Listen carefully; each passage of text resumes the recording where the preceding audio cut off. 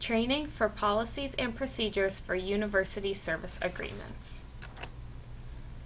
The purpose of this training is to educate University of Akron employees on the proper utilization of university service agreements and to serve as a point of reference in regards to preparing university service agreements. Only certain people within the university are authorized to sign contracts for approval. Unless you have been granted this authority, you should never sign a contract. Most of the contracts that deal with the purchase of services should be executed by the Director of Purchasing. Occasionally, there may be unusual circumstances in which the professional service agreements may be dealt with by the Office of General Counsel. Before a vendor is able to come to campus and begin providing their services, the Department of Purchasing must receive their completed contract and notify the vendor. The link on this slide will direct you to the University Service Agreements on Purchasing's website. There are 3 types of agreements. The first one is the Professional Services Agreement. This would be used for individuals who are performing a service such as a copy editor or a photographer. The second type of agreement is the Performance Agreement. This would be used for comedians, bands, singers, or DJs. The third type of agreement is a Lecture Agreement. This would be used if you are utilizing a speaker, lecturer, or trainer. These agreements have been designed by General Counsel to protect the university, and any and all exemptions to using these agreements should be discussed with the Department of Purchasing beforehand. Every agreement has 3 parts: the agreement itself, the vendor affidavit, and the independent contractor checklist. If you are utilizing the Professional Services Agreement, there will be a 4th part entitled Exhibit A. The department should complete the agreement for the vendor to sign.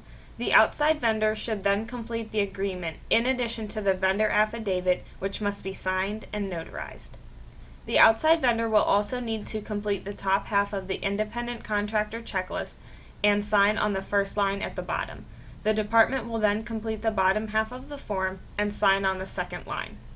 Exhibit A shows a statement of work. This is a summary of the service or services that the contractor or vendor will be providing to the university, the time frame in which the services are being provided, and the schedule of payment. The vendor registration form and W-9 must be completed by the contractor or vendor only if they have never been used by the university. From there, you will choose and complete the appropriate university service agreement and send to the contractor or vendor. 2 copies must be signed. When the 2 signed agreements and all supporting documentation are received from the contractor or vendor and are completed, the department will need to create a PeopleSoft requisition. All of the completed documents will need to be sent to purchasing, along with a copy of the PeopleSoft requisition. Purchasing will process the purchase order and send it to the contractor or vendor, department, and accounts payable, along with one of the original agreements. These are just a few things to watch for when dealing with university service agreements.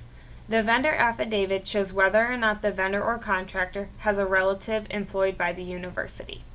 The university has policies that prohibit the hiring of family members, and completing this document also protects the hiring department to ensure it receives no financial kickbacks. The independent contractor checklist shows if the vendor or contractor is a current employee. The contractor or vendor cannot be hired for services by a university service agreement if they are a student employee, current employee, past employee within the same hiring year. In this instance, the hiring is handled through human resources. Exhibit A shows that the service the vendor or contractor will provide is not a service that is common to the normal daily operation of a university department.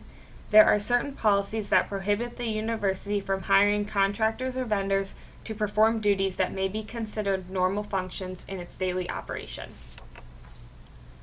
This chart can be used to answer questions if you are unsure as to what documentation is needed when completing a service agreement. For additional questions, please contact the following individuals within the Department of Purchasing.